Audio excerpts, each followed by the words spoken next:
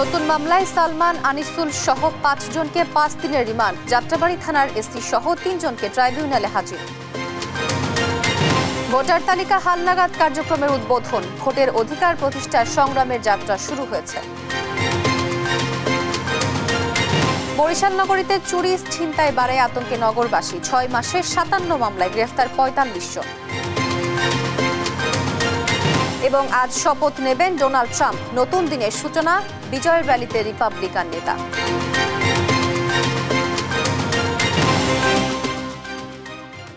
দেখছিলেন শিরোনাম সংবাদ। দুপুরে আপনাদের সঙ্গে আছি আমি তোয়া আফরোজ। এবার বিস্তারিত। রাজধানীর যাত্রাবাড়ী থানা এলাকায় জিশান হত্যা মামলায় সাবেক প্রধানমন্ত্রী শেখ হাসিনার বেসরকারি শিল্প ও বিনিয়োগ বিষয়ক উপদেষ্টা সালমান এফ রহমান, সাবেক মন্ত্রী আনিসুল হক, হাসানুল হক ইনু, রাশেদ খান মেনন ও সাবেক আইজিপি চৌধুরী আবদুল্লাহ আল মামুনকে ৫ দিনের রিমান্ড দিয়েছেন আদালত। সোমবার শুনানি শেষে আদেশ দেন আদালত। অপরদিকে যাত্রাবাড়ী থানার মেহেদী হাসান হত্যা মামলায় আনিসুল হক, রাশেদ খান মেনন, হাসানুল হক ইনু, চৌধুরী আবদুল্লাহ আল মামুনকে ৫ দিনের রিমান্ড দিয়েছেন আদালত।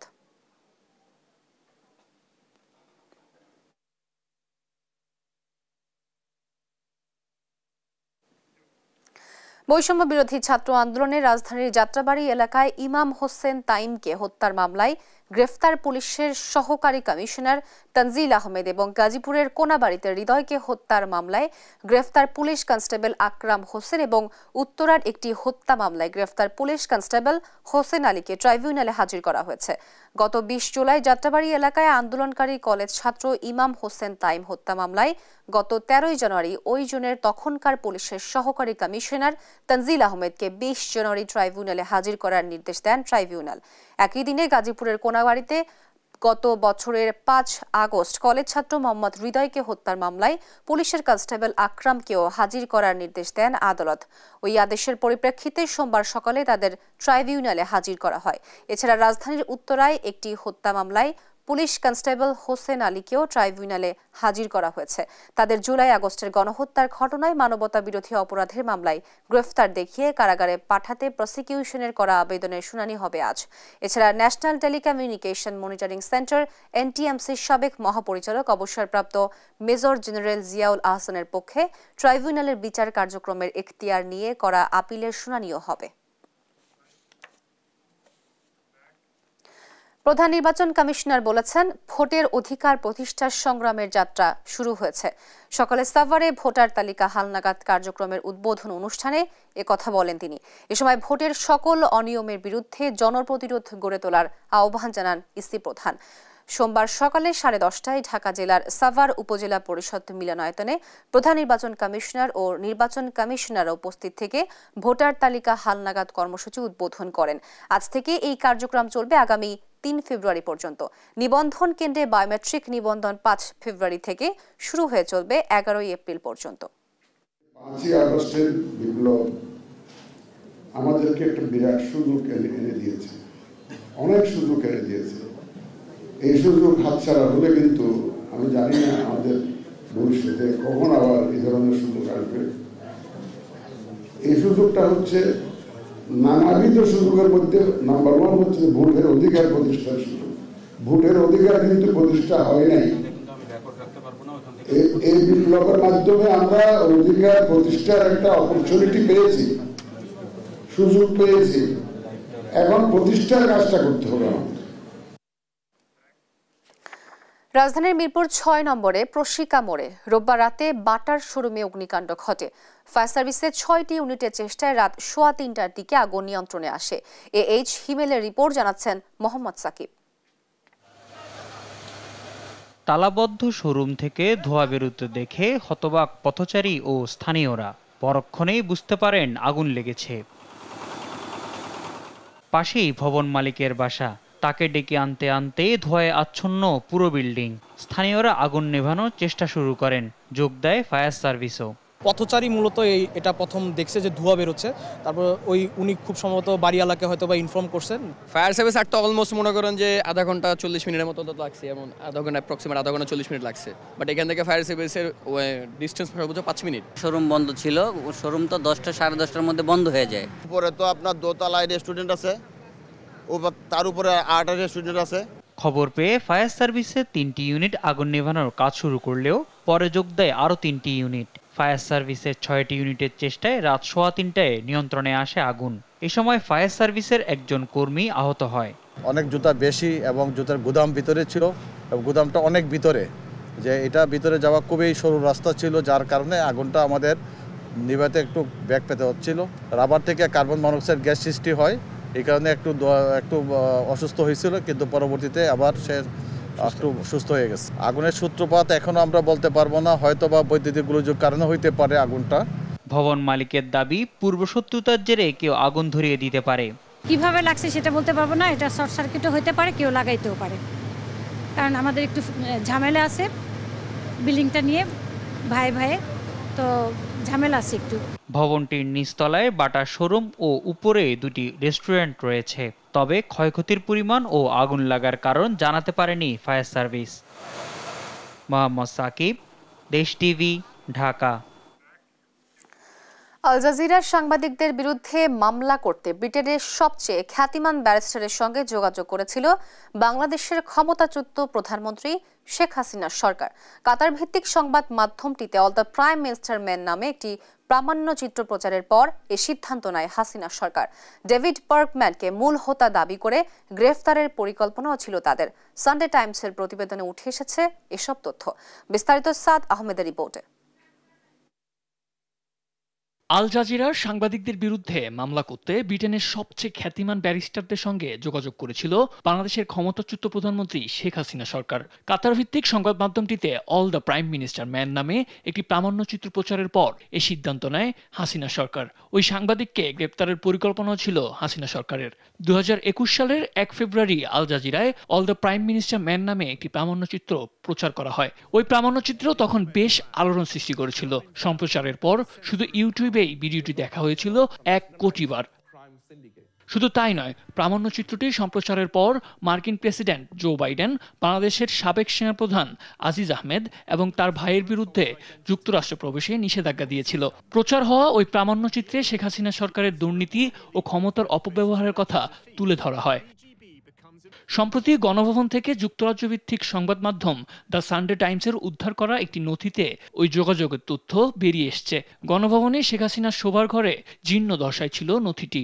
ওই নথির তথ্য অনুযায়ী 2021 সালের ফেব্রুয়ারিতে ডেসমন্ড ব্রাউনির সঙ্গে যোগাযোগ করেছিলেন লন্ডনে অবস্থিত বাংলাদেশ হাই কমিশনের কর্মকর্তারা। তাদের সঙ্গে সাক্ষাৎ করতে রাজিও হয়েছিলেন ব্রাউনি। এরপর তিনি হাই কমিশনের কর্মকর্তাদের একজন আইনজীবীর সঙ্গে পরিচয় করিয়ে দেন। পরের কয়েক মাস ধরে দুজন শেখ হাসিনা সরকারকে নানা পরামর্শ দেন। যুক্তরাজ্যের ওই গণমাধ্যমের খবরে আরও জানানো হয়, তথ্যচিত্র নির্মাণের সঙ্গে জড়িত থাকায় ডেভিড বার্কম্যানকে বাংলাদেশে গ্রেপ্তারের পরিকল্পনাও করেছিল তৎকালীন সরকার। সানডে টাইমস আরও জানায়, একটি ভার্চুয়াল বৈঠকে ব্রাউন তখন শেখ হাসিনা সরকারকে নির্দেশনা দেওয়ার জন্য একজন আইনজীবী নিয়োগের পরামর্শ দিয়েছিল। পরবর্তীতে যুক্তরাজ্য ভিত্তিক আইনজীবী জেরেমি ক্লার্ক উইলিয়ামের সঙ্গে পরিচয় করিয়ে দেয় ব্রাউন, যার সঙ্গে কয়েকদিন পর বাংলাদেশের কর্মকর্তারা সাক্ষাৎ করেন। নথি থেকে জানা যায়, বাংলাদেশি কর্মকর্তারা যুক্তরাজ্যে মানহানির মামলা দায়ের, এমনকি সাংবাদিকদের বিরুদ্ধে আলাদা মামলা করার বিষয়েও পরামর্শ চেয়েছিলেন। প্রচার হওয়া ওই প্রামাণ্য চিত্রে শেখ হাসিনা সরকারের দুর্নীতি ও ক্ষমতার অপব্যবহারের কথা উঠে আসে। সানডে টাইমসের প্রতিবেদনে বলা হয়, এই প্রতিবেদনের জেরে যুক্তরাষ্ট্র তৎকালীন সেনাপ্রধান জেনারেল আজিজ আহমেদ ও তার ভাইয়ের উপর নিষেধাজ্ঞা আরোপ করে। এরই পরিপ্রেক্ষিতে বাংলাদেশের তথ্য ফাঁসকারী পরিবারের সদস্যদের খেসারত দিতে হয়। শুধু তাই নয়, প্রামাণ্য চিত্রটি মুক্তির পরপরই কাজের সঙ্গে যুক্ত সাংবাদিক জুলকার নাইন সায়ের খানের ভাইকে লোহার বার দিয়ে পেটানো হয়। কিছু লোক নিরাপত্তার ভয়ে বাংলাদেশ ছেড়ে পালিয়ে যায়। সাদ আহমেদ, দেশ টিভি, ঢাকা। মেডিকেল ভর্তি পরীক্ষায় কোটা প্রথা বাতিলের দাবিতে কেন্দ্রীয় শহীদ মিনারে বিক্ষোভ করছেন শিক্ষার্থীরা। এ নিয়ে আরো জানতে যুক্ত হচ্ছে সহকর্মী হাসান মাহমুদ। হাসান, শিক্ষার্থীদের দাবিগুলো কি কি এবং কি আছে তথ্য আপনার কাছে, এবং সর্বশেষ সেখানকার পরিস্থিতি কি জানাবেন?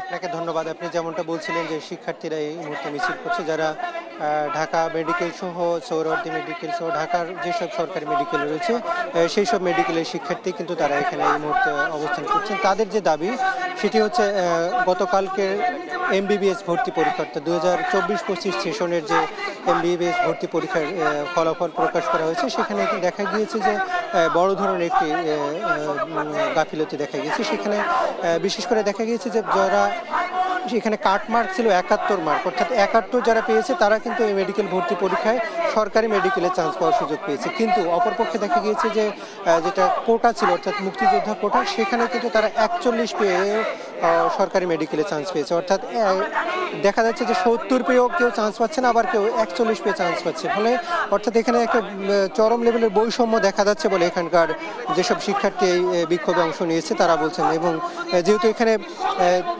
চান্স পাওয়া এবং না পাওয়ার যে ব্যবধানটা, সেটি কিন্তু 31 মার্কের ব্যবধান, সেটি আসলে কোনোভাবেই কাম্য না। এবং তারা যেটি বলছে, বৈষম্য বিরোধী আন্দোলনের মধ্য দিয়ে যে নতুন বাংলাদেশ এসেছে, সেখানে কিন্তু এই কোটা প্রথা আর চলতে পারে না। তাদের যে যুক্তি সেটি হচ্ছে যে শিক্ষার্থী 41 পেয়ে বা 40 পেয়ে চান্স পেয়েছে, সে কিন্তু কোনোভাবেই আসলে তাদের সমান মেধা সম্পন্ন নয়। ফলে এখানে সাধারণ শিক্ষার্থীদের এবং সাধারণ মানুষের চিকিৎসা একটা বড় ধরনের চিকিৎসায় ঝুঁকি তৈরি হতে পারে। এবং যেহেতু কম মেধাবীরা যখন এই মেডিকেলে চান্স পাবে এবং তারা চিকিৎসক হয়ে বের হবে বিভিন্ন সরকারি মেডিকেল কলেজ থেকে, এবং তাদের কোয়ালিটি নিয়ে কিন্তু তারা ব্যাপক প্রশ্ন তুলছে। তারা বলছেন যে যেহেতু মুক্তিযোদ্ধারা আমাদের যে দেশের সম্পদ কিংবা তাদের যে যত ধরনের আসলে সুবিধা দেওয়া যায় সেটি কিন্তু দিতে চাচ্ছেন, কিন্তু এখানে যেহেতু চিকিৎসা শিক্ষাটা সরাসরি মানুষের সাথে, মানুষের জীবনের সাথে সম্পর্কিত, ফলে তাদেরকে কিন্তু অমেধাবী যারা তাদেরকে আসলে এখানে নিয়ে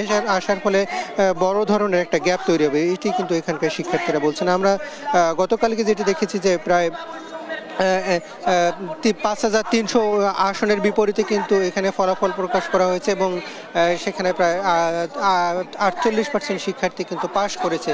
এবং পাশের হারের দিক থেকে কিন্তু গত বছরের চেয়ে এবার কিন্তু সবচেয়ে বেশি দেখা যাচ্ছে। এবং আমরা গতকালকের ফলাফলে যেটি দেখেছি যে সর্বোচ্চ যিনি নাম্বার পেয়েছেন তিনি কিন্তু 91 মার্ক পেয়েছেন, অর্থাৎ 90-এর কিছুটা বেশি পেয়েছেন। অপরদিকে আজকে যিনি সর্বনিম্ন মার্ক পেয়ে চান্স পেয়েছেন তিনি হচ্ছেন 71 মার্ক, অর্থাৎ এই খুব বেশি কিন্তু মার্কের ব্যবধানে কিন্তু এই 5000 শিক্ষার্থী কিন্তু অবস্থান পেয়েছে। অন্যদিকে তার চেয়ে 30 নাম্বারের বেশি কম পেয়ে কিন্তু আসলে মেডিকেলে চান্স পেয়েছে। এটি কিন্তু শিক্ষার্থীরা বলছেন যে বৈষম্য। আমরা দেখি যে এখানে Dhaka medical, Suhrawardy medical college এবং স্যার সলিমুল্লাহ মেডিকেল কলেজের শিক্ষার্থীরা এসেছেন। এর পাশাপাশি কিন্তু বিভিন্ন মেডিকেল কলেজের শিক্ষকরাও কিন্তু এই সমাবেশে সংহতি জানিয়েছেন। এর আগে আমরা দেখেছি গতকালকে রাতেই কিন্তু বৈষম্য বিরোধী ছাত্র আন্দোলনের ব্যানারে ঢাকা বিশ্ববিদ্যালয় সহ বিভিন্ন জায়গায় তারা কিন্তু বিক্ষোভ মিছিল করেছেন। এই যে ফলাফল দেওয়া হয়েছে সেটিকে বাতিল করে নতুন করে আসলে এই ফলাফল নির্ধারণ করার দাবি জানিয়েছেন, যেহেতু এই ফলাফলটি নিয়ে তারা বিতর্ক তৈরি হয়েছে বলে এখানকার শিক্ষার্থীরা বলছেন। এবং তারা দাবি করছেন দ্রুত এই ফলাফল যতক্ষণ পর্যন্ত বাতিল না হবে ততক্ষণ পর্যন্ত তারা আসলে নানা কর্মসূচির মাধ্যমে এই যে তাদের বিক্ষোভ কর্মসূচি তারা চালিয়ে যাবেন। এবং তারা চাচ্ছেন এটিকে বাতিল করে শিক্ষার্থীদের যে দাবি সেই অনুযায়ী আসলে আগামীর ফলাফল নির্ধারণ করার দাবি জানিয়েছেন এখানকার শিক্ষার্থীরা। তো আমার কাছে শহীদ মিনার থেকে এই ছিল সবশেষ পরিস্থিতি। আপনাকে ধন্যবাদ। মেডিকেল ভর্তি পরীক্ষায় কোটা প্রথা বাতিলের দাবিতে কেন্দ্রের শহীদ মিনারে বিক্ষোভ করছেন শিক্ষার্থীরা, এবং এ বিষয়ে বিস্তারিত জানাচ্ছিলেন আমাদের সহকর্মী হাসান মাহমুদ। বরিশাল মেট্রোপলিটন এলাকায় বেড়েছে চুরি ছিনতাইয়ের ঘটনা। দোকানপাট তো আছেই, চোরের হাত থেকে বাদ যায়নি ড্রেনের স্ল্যাবের লোহার ঢাকনাও। ফলে আতঙ্কে দিন কাটাচ্ছে নগরবাসী। চুরি প্রতিরোধে নানা পদক্ষেপ নেওয়ার কথাও জানায় পুলিশ। শাকিল মাহমুদের রিপোর্ট। সিসি ক্যামেরায় দেখা যায় বরিশাল নগরীর নতুন বাজার এলাকার একটি দোকান থেকে মোবাইল চুরি করে পালাচ্ছে চোর। ঘটনার 2 মাস কেটে গেলেও এখনো চোরকে ধরতে পারেনি পুলিশ। চুরির হাত থেকে বাদ যায়নি ড্রেনের স্ল্যাবের লোহার ঢাকনাও। ফলে প্রতিনিয়ত ঘটছে দুর্ঘটনা। কিছু জায়গায় দুর্ঘটনা এড়াতে স্থানীয়ভাবে নেওয়া হয়েছে বিকল্প ব্যবস্থা। এছাড়া চুরি বাড়ায় আতঙ্কিত নগরবাসী। এটা তুলে নেওয়াটা খুবই সহজ ব্যাপার, যে কোনো সময় নিয়ে যাচ্ছে। পুলিশ প্রশাসন নির্বিকার, তারা তো কোনোদিন আসেও নাই। যে হারে চুরি আরম্ভ হয়েছে এতে নিজের নিরাপত্তার সাথে মানে দোকানপাটের নিরাপত্তা খুব কম। প্রায় দেখা যাচ্ছে চুরি হচ্ছে, তো পাহারা দিয়েও হয়তো কাজ হইতেছে না। এদিকে জুলাই আগস্টের আন্দোলনে বরিশাল নগরী জুড়ে পুলিশের নজরদারিতে ব্যবহৃত 230টি ক্যামেরার মধ্যে 120টি সিসি ক্যামেরা ভেঙে ফেলা হয়। সম্প্রতি নতুন করে 120টি সিসি ক্যামেরা স্থাপন করে পুলিশ। সচেতন মহল বলছে, একটি সংঘবদ্ধ চক্র নগরী জুড়ে অপরাধ ও চুরি করাতে পুলিশের সিসি ক্যামেরাগুলো ভেঙে ফেলে। এই ক্ষেত্রে তারা যেই কাজটাগুলি করতেছে তাদেরকে যেন চিহ্নিত না করতে পারে, সেই জন্য যে সকল জায়গাগুলিতে সিসিটিভি ক্যামেরাগুলি রাস্তা সড়কের এখানে দেওয়া আছে সেগুলি কিন্তু ভেঙে ফেলা হয়েছে খুব কৌশলে। গডফাদার আছে যে তাদেরকে এরা সবসময় ধরা ছোঁয়ার বাইরে থাকে, এদেরকে যদি না ধরে শুধু এই যারা চুরি করে বেড়ায় মাঠে তাদেরকে ধরলেই এটা সম্পন্ন হবে না। এরই মধ্যে চুরির সাথে জড়িত কয়েকজনকে আইনের আওতায় আনা হয়েছে। চুরি প্রতিরোধে নানা পদক্ষেপ নেয়ার কথাও জানায় বরিশাল মেট্রোপলিটন পুলিশ। এখন আমাদের সিসি ক্যামেরাগুলো আবার পুরোপুরি অ্যাক্টিভ। এখন ইনশাল্লাহ আমি আশাবাদী যে আবার এটা চুরি কমে যাবে। এবং এখন আমি সবাইকেই বলবো যে চুরির কোনো ঘটনা ঘটলে আমাদের কাছে অভিযোগ দিতে এবং মামলা করতে, তাইলে আমরা আমাদের সিসি ক্যামেরা যেহেতু আছে আমরা এটা সাহায্য নিয়ে আমরা এই চোরের যারা চুরি করছে সিন্ডিকেট হোক বা ইন্ডিভিজুয়াল হোক সেটা আমরা ফাইন্ড আউট করতে পারবো। গেল 5 আগস্ট থেকে এখন পর্যন্ত নগরীতে চুরির ঘটনায় মামলা হয়েছে 57টি, গ্রেফতার হয়েছেন 45 জন। শাকিল মাহমুদ, দেশ টিভি, বরিশাল। শেখ হাসিনা সরকারের পতনের পর শুরু হয় দুর্ভোগ। আগের দলীয় চেয়ারম্যান প্রার্থীরা কিছুদিন গা ঢাকা দিয়েছিলেন। সবশেষ মেয়াদ শেষ হওয়ার পর বান্দরবানের নাইক্ষ্যংছড়ি উপজেলার 3 ইউনিয়নের মানুষের দুর্দশা আরও বেড়েছে। ভোটার হতে প্রয়োজনীয় কাগজপত্র এবং নতুন বছরে শিক্ষা প্রতিষ্ঠানে ভর্তি করাতে অভিভাবকরা সমস্যায় পড়েছেন। জনপ্রতিনিধি বা প্রশাসক নিয়োগ না দেওয়ায় সেবা প্রার্থীরা এই সমস্যার সম্মুখীন হচ্ছেন। সহকর্মী আবুল বাশার নয়নের পাঠানো তথ্য ও চিত্রে বিস্তারিত অঙ্কন চৌধুরীর রিপোর্টে। এটা বান্দরবনের নাইক্ষ্যংছড়ি উপজেলার 1 নম্বর সদর ইউনিয়ন পরিষদের সাম্প্রতিক চিত্র। নারী পুরুষের দীর্ঘ লাইন, সবাই এক রুম থেকে অন্য রুমে ছুটছেন ফাইল নিয়ে, কিন্তু সেবা পাচ্ছেন না কেউ। এমন চিত্র উপজেলা ঘুমধুম ও সোনাইছড়ি ইউনিয়ন পরিষদেরও। 10 ডিসেম্বর এই 3 ইউনিয়নের জনপ্রতিনিধিদের মেয়াদ শেষ হয়। স্থানীয় সরকার সংশ্লিষ্ট আইন অনুযায়ী প্রশাসন, প্রশাসক ও সদস্য নিয়োগের জন্য প্রস্তাবনা পাঠিয়েছে। 1 মাস পার হলেও প্রশাসন নিয়োগ হয়নি, যার কারণে দুর্ভোগ বৃদ্ধি পাচ্ছে। দ্রুত এখানে যদি প্রশাসন নিয়োগ দেওয়া হয় তাহলে আমাদের জনগণের জন্য এবং সবার জন্য ভালো হবে। এখন যদি ইউনিয়ন পরিষদের বেহাল দশা হয়, চেয়ারম্যান সার্টিফিকেট বলেন, জন্ম নিবন্ধন বলেন, আপনি প্রত্যয়ন বলেন ইত্যাদি, এ সেবাটা কে দিবে? মেম্বারদের যদি আবার যদি বহাল রাখা হয় তাহলে আমি মনে করি গ্রাহকরা আমরা যারা কাস্টমার আছে, আমরা যারা ভোগান্তির শিকার হচ্ছি, আমরা আসলে ভোগান্তির শিকার হব না। আগে মেম্বার চেয়ারম্যান আসছিল, তো এখন ইতারা বাতুলই বলে হর প্রশাসন বইব হইয়া, তো আর আজি প্রশাসন নবইয়ের আর হাত ধরি না পারিস।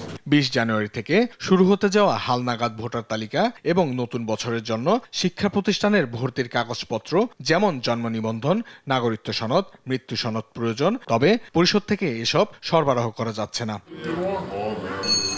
পরিষদের সংশ্লিষ্টরা দাপ্তরিক কাজ চালালেও চাহিদা মতো সেবা দিতে পারছেন না। বিষয়টি জেলা প্রশাসন সহ কর্তৃপক্ষকে জানানো হয়েছে বলে জানান নাইক্ষ্যংছড়ি সদর ইউনিয়নের প্রশাসনিক কর্মকর্তা মোহাম্মদ হোসাইন। সরকার পক্ষ থেকে এখনো পর্যন্ত আপনার প্রশাসক অথবা মেম্বারের দায়িত্ব কারা পালন করবে এরকম কোনো দেওয়া হয়নি। তো জনগণ অনেক ভোগান্তিতে আছে, প্রতিদিন এখানে শয়ে শয়ে লোক আসে। সীমান্তবর্তী উপজেলার 3 ইউনিয়ন পরিষদের এই সমস্যা সমাধানে দ্রুত পদক্ষেপ নেওয়ার প্রয়োজন মনে করছেন স্থানীয়রা। নিউজ ডেস্ক, দেশ টিভি। জনবল সংকট সহ নানা কারণে চিকিৎসা সেবা পাচ্ছেন না চাঁদপুর জেলার ইউনিয়ন স্বাস্থ্য ও পরিবার কল্যাণ কেন্দ্রগুলোতে আসা রোগীরা। কাঙ্ক্ষিত সেবা ও ওষুধ না পেয়ে ক্ষোভ নিয়ে বাড়ি ফিরছেন অসহায় ও দরিদ্র লোকজন। সংকট দূর করতে দ্রুত প্রয়োজনীয় পদক্ষেপ নেওয়ার দাবি তাদের। কর্তৃপক্ষ বলছে শীঘ্রই সংশ্লিষ্ট প্রকল্প পাশ হলেই অবস্থার উন্নতি হবে। শরীফ আহমেদের রিপোর্ট জানাচ্ছেন তারেক মাহমুদ সুজন। চাঁদপুরে ৮২টি ইউনিয়ন স্বাস্থ্য ও পরিবার কল্যাণ কেন্দ্র থাকলেও একটিতেও নেই মেডিকেল অফিসার, উপসহকারী কমিউনিটি মেডিকেল অফিসার ও পরিবার কল্যাণ পরিদর্শিকার পদ শূন্য, অর্ধেকেরও বেশি। এতে নিজ দায়িত্বের পাশাপাশি অতিরিক্ত দায়িত্ব পালন করতে হচ্ছে তাদের। ফলে কয়েকটি কেন্দ্র সপ্তাহে ৩ দিন বা তার অধিক সময় বন্ধ থাকছে। এতে চরম দুর্ভোগে পড়তে হচ্ছে প্রান্তিক রোগীদের। নিয়মিত কেন্দ্রগুলো খোলা না থাকায় বিভিন্ন স্থান থেকে আসা রোগীরা কাঙ্ক্ষিত সেবা না পেয়ে ক্ষোভ নিয়ে বাড়ি ফিরছেন। খোলা থাকে না, ডাক্তাররা আমরা দেখি না, ঠিক মতো আসেও না। ওই মেডিকেল বন্ধ হয়, এই মেডিকেল আইলেও বন্ধ হয়। আমরা গাড়ি চালাই, আমাদের গাড়িতে করে অনেক সময় অনেক মানুষ আসে, আইসা দেখে যে বন্ধ, আবার চলেও যায়। পর্যাপ্ত জনবল ও ওষুধ না থাকায় হিমশিম খেতে হচ্ছে বলে জানান পরিবার কল্যাণ পরিদর্শিকারা। নিয়োগ থাকলে দেখা যেত আমরা প্রত্যেকের সেকশনটা সামলাইতাম, আর এতে করে আমাদের সেবা কার্যক্রমটা আরো প্রগতিশীল হতো। জনবল না থাকাতে তো আমরা যতটুকু তাদেরকে সেবা দেওয়ার কথা, যতটা ধৈর্য ধরে দেওয়ার কথা, যতটুকু তাদেরকে দেওয়ার কথা ততটুকু দিতে পারতেছি না। পরিবার পরিকল্পনা বিভাগ একটি ক্রান্তিকাল পার করছে উল্লেখ করে জনবল নিয়োগ সহ আগামী 2-1 মাসের মধ্যে অপিপাস হলেই অবস্থার উন্নতি হবে বলে জানান এই কর্মকর্তা। একদিক দিয়ে কন্ট্রাসেপটিভসের স্বল্পতা, ওষুধের স্বল্পতা, রেজিস্টারের স্বল্পতা, প্লাস এক একজন 2-3টা ইউনিয়নে কাজ করার কারণে আমরা আমাদের সেবা প্রত্যাশীদেরকে কাঙ্ক্ষিত সেবা দিতে পারতেছি না, খুবই হিমশিম খাচ্ছি। হয়তো আগামী 2-1 মাসের মধ্যে যদি ওপিগুলো পাস হয় তাহলে ধীরে ধীরে হয়তো অবস্থার উন্নতি হবে। প্রান্তিক জনগণের মৌলিক স্বাস্থ্যসেবা নিশ্চিতে দ্রুত প্রয়োজনীয় পদক্ষেপ নেবে সরকার, এমনটাই দাবি সকলের। নিউজ ডেস্ক, দেশ টিভি। ঠাকুরগাঁয়ে বেড়ে চলেছে অটোরিকশার ব্যাটারি চালিত অটোরিকশার দৈরত্য। বেপরোয়া চলাচলের কারণে প্রায় সময় ঘটছে ছোট বড় দুর্ঘটনা। একই সঙ্গে দুর্ভোগ পোহাতে হয় স্থানীয়দের। শৃঙ্খলা ফেরাতে ব্যবস্থা নেওয়ার দাবি এলাকাবাসীর। শাকিল আহমেদের রিপোর্ট, জানাচ্ছেন নুসরাত শোভা। ঠাকুরগাঁও পৌরসভা এলাকায় প্রতিদিন চলাচল করে ব্যাটারি চালিত প্রায় 10,000 অটোরিকশা। তবে সড়কে চলাচলের ট্রেড লাইসেন্স রয়েছে মাত্র 2,000-এর। অবশিষ্ট 8,000 অটোরিকশাই চলাচল করে অবৈধভাবে। এসব যানবাহনের বেপরোয়া চলাচল ও সড়কে যত্রতত্র পার্কিং এর কারণে সৃষ্টি হচ্ছে তীব্র যানজট। দুর্বিষহ হয়ে উঠেছে নাগরিক জীবন। ট্রাফিক আইন না মানা ও সচেতনতার অভাবে প্রায়ই ঘটছে ছোট বড় দুর্ঘটনা। প্রাণ হারাচ্ছেন অনেকেই। যানজট নিরসনে কর্তৃপক্ষের সুদৃষ্টি কামনা জনসাধারণের। হয়তো অটো চালিত অটোরিকশা কিন্তু দিনে দিন বেড়ে যাচ্ছে এবং এখানে কিন্তু সাধারণ মানুষ থেকে সকলেই কিন্তু এখানে হয়রানি হচ্ছে এবং প্রত্যেকটা দিন কিন্তু এখানে দুর্ঘটনা ঘটতেছে। ছোট বাচ্চাগুলো আন্ডার 18 তারাই অটো বেশি ড্রাইভ করে। যদি এই বিষয়গুলো প্রশাসন দেখতো অবশ্যই আমরা যারা পথে চলাচল করি আমাদের জন্য ভালো। যতগুলো আপনি অটো দেখতেছেন এদের তো কোনো আপনাদের লাইসেন্স নাই, লাইসেন্সবিহীন গাড়ি। যে পরিমাণে এরা একটা যখন আমরা মার্কেটে যাব, মার্কেটে বের হওয়ার পরেও সামনে আপনার অটো দাঁড়া থাকতেছে, অনেক সমস্যা। অটোগুলো যেহেতু রাস্তার মাঝখানেই দাঁড়া করাচ্ছে তারা, এই অটোগুলোকে সরাতে দেখা যায় যে সরু রাস্তা আমাদের রাস্তাটা জ্যাম হয়ে যায়। এদিকে পৌর এলাকায় যানজট নিরসনে নানা উদ্যোগের কথা জানান প্রশাসক। অনুমোদনহীন যে গাড়িগুলো আছে সেগুলো যাতে যথাযথ পৌরসভার ভিতরে চলতে না পারে তার জন্য আমরা ধাপে ধাপে পদক্ষেপ নিয়ে এই একটা সহনীয় পর্যায়ে আমরা পৌরসভাটাকে রাখার চেষ্টা করছি। প্রশাসনের কার্যকর উদ্যোগে দূর হবে যানজট, শৃঙ্খলায় আসবে ব্যাটারি চালিত অটোরিকশার চলাচল, এমনটাই প্রত্যাশা ঠাকুরগাঁওবাসীর। নিউজ ডেস্ক, দেশ টিভি।